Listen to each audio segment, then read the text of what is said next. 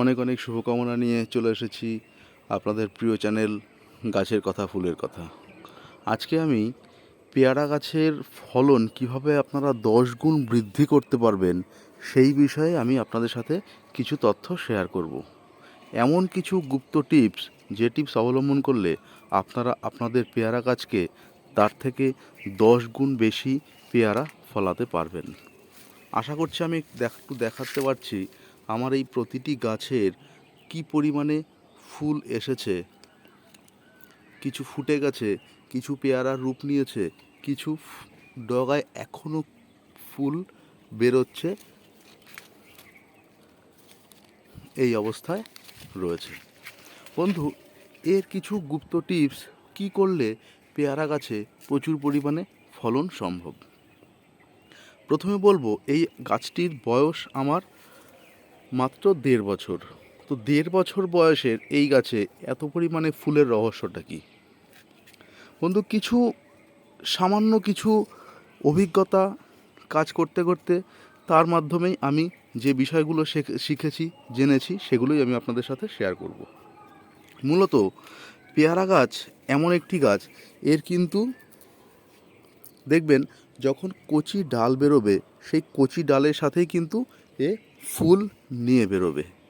সেই জন্য কচি ডাল আনার জন্য আপনাকে কিন্তু ক্রমাগত প্রুনিং করে যেতে হবে। আশা করি আপনারা বন্ধু আমার গাছটিকে বুঝতে পারছেন কি পরিমাণে বুশ নিয়েছে গাছটি, কি পরিমাণে ঝাড় হয়েছে। দেখুন, আমি কিন্তু প্রথম থেকে গাছটির প্রুনিং শুরু করেছিলাম।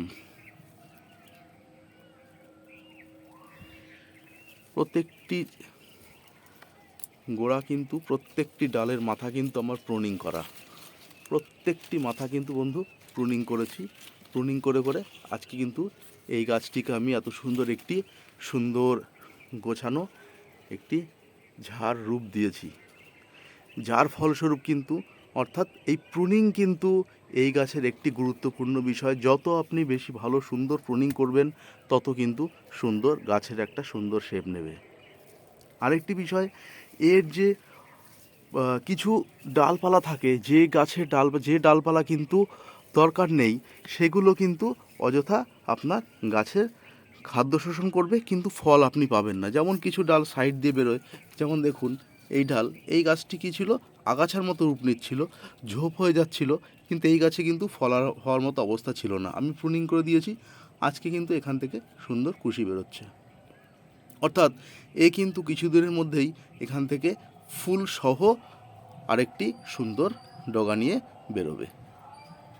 এরপরে থার্ড পয়েন্ট বলবো, যেটা হচ্ছে আপনারা দেখবেন গাছে যখন এরকম হলুদ পাতা হয়ে যাবে, এগুলোকে কিন্তু আপনারা বন্ধু অপর্যাপ্ত পাতা ছিঁড়ে ফেলবেন।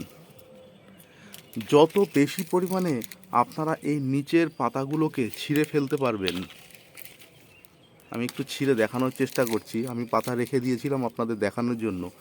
এই পাতাগুলোকে যত এই পাতা আপনারা ছিঁড়ে ফেলবেন, তত কিন্তু এখান দিয়ে নতুন ডালপালা বেরিয়ে সেখান থেকে কিন্তু ফুল হওয়ার সম্ভাবনা অনেক গুণ বাড়বে। অর্থাৎ আপনাদেরকে কিন্তু এই ধরনের, এই হলদে হয়ে যাবে এই ধরনের পাতা গাছে না রেখে, সেই ধরনের পাতাগুলোকে কিন্তু বন্ধু আপনাদেরকে ফেলে দিতে হবে, ভেঙে দিতে হবে। তাহলে কিন্তু এখান দিয়ে নতুন পাতা হওয়ার সম্ভাবনা বাড়বে, সেখান থেকে কিন্তু কুশি বেরোবে, ফুল হওয়ার সম্ভাবনাও বাড়বে। এটা গেল থার্ড পয়েন্ট। ফোর্থ পয়েন্ট আমি বলবো, আপনাদেরকে একটু চেষ্টা করতে হবে গাছকে যদি আপনারা একটু বেন্ড করতে পারেন।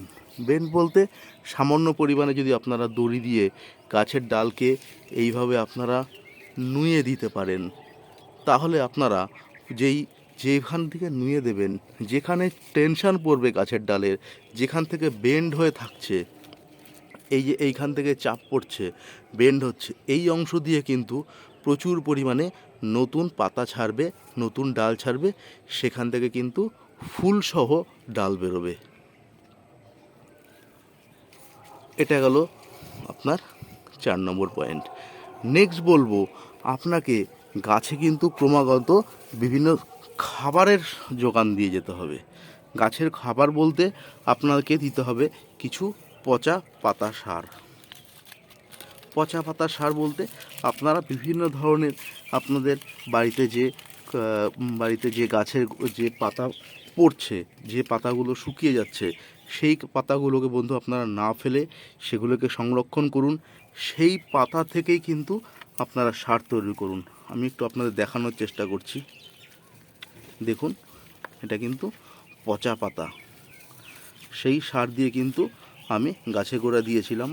সেখানে রয়েছে প্রচুর পরিমাণে পটাশের এবং সালফারের মিশ্রণ, এবং সাথে আমি দেই 15 দিন অন্তর অন্তর কলার খোসা ভেজানো জল, পেঁয়াজের খোসা ভেজানো জল, যা জৈবিকভাবে গাছকে পটাশ এবং সালফারের কাজ করবে, এবং সেখান থেকে প্রচুর পরিমাণে কিন্তু ফুল ফল আসার সম্ভাবনা বেড়ে যাবে। যাদের পক্ষে সেইটা সম্ভব নয়, আপনারা বাজার চলতি পটাশিয়াম এবং সালফেট আপনারা এনেও কিন্তু গাছকে 15 দিন অন্তর খুব সামান্য এক চা চামচের 4 ভাগের 1 ভাগ জলে গুলে 15 দিন অন্তর আপনারা গাছের ধার দিয়ে আপনারা অবশ্যই দিয়ে দিতে পারেন। এবং আরেকটি বিষয় যেটা হচ্ছে, আপনারা কিছু পরিমাণে অনুখাদ্য গাছকে দিতে পারেন। অনুখাদ্যর ফলে কিন্তু গাছের খাদ্যের যোগান মিটবে এবং গাছে কিন্তু ফুল ফল আসার সম্ভাবনা বাড়বে। নাম্বার 6 যেটা হচ্ছে, আপনারা গাছে অবশ্যই ফ্লোরা বা মিরাকুলান জাতীয় খাবার 15 দিন অন্তর একবার সুন্দরভাবে গাছে স্প্রে করে দেবেন। অর্থাৎ সুন্দরভাবে স্প্রে করলে কিন্তু মিরাকুলান বা ফ্লোরা প্রতি লিটারে আপনারা 1 ml করে জলে মিশিয়ে সুন্দর করে স্প্রে করে দিলে কিন্তু আপনাদের এই যে গুটিগুলো থাকছে, সেই গুটিগুলোর কিন্তু ধারণ ক্ষমতা বাড়বে। অর্থাৎ এই গুটিগুলো কিন্তু আপনার ঝরে যাওয়ার সম্ভাবনা কমে যাবে। দেখুন বন্ধু, আমি দেখানোর চেষ্টা করছি, প্রতিটি গুটি কি সুন্দর, তার কিন্তু এগুলো কিন্তু ধরে গেছে, এগুলো কিন্তু আর ঝরবে না। অর্থাৎ এই ফ্লোরা বা মিরাকুলান স্প্রে করলে কিন্তু আপনাদের এই গুটির ধারণ ক্ষমতাও বেড়ে যাবে। অর্থাৎ এই যে আমি 6-7টা পয়েন্ট আপনাদের বললাম বন্ধু, এই কটা পয়েন্ট যদি আপনারা মাথায় নিয়ে আপনাদের পেয়ারা গাছকে একটু সামান্য কেয়ার করতে পারেন, আপনারাও কিন্তু আপনাদের গাছে প্রচুর পরিমাণে, এবং আমি বলবো 10 থেকে 15 গুণ পর্যন্ত বেশি পেয়ারা পাওয়া সম্ভব। আসুন বন্ধু, সবাই এই সামান্য আমার এই অভিজ্ঞতা যদি ফলো করেন, আপনারাও কিন্তু আপনাদের ছাদ বাগানের পেয়ারা গাছকে সুন্দরভাবে পেয়ারায় ভরিয়ে তুলতে পারবেন। সঙ্গে থাকার জন্য অসংখ্য ধন্যবাদ বন্ধু। যারা আমার প্রতিনিয়ত ভিডিওকে লাইক করেন, কমেন্ট করেন, তাদের জন্য রইল আমার শুভকামনা নিরন্তর। যাদের পক্ষে আমার এই নতুন চ্যানেলকে সাবস্ক্রাইব করা সম্ভব হয়নি, তাদের কাছে আমার একান্ত অনুরোধ, প্লিজ আমার চ্যানেলটিকে সাবস্ক্রাইব করে দেবেন। ভালো থাকবেন বন্ধু, শুভকামনা নিরন্তর।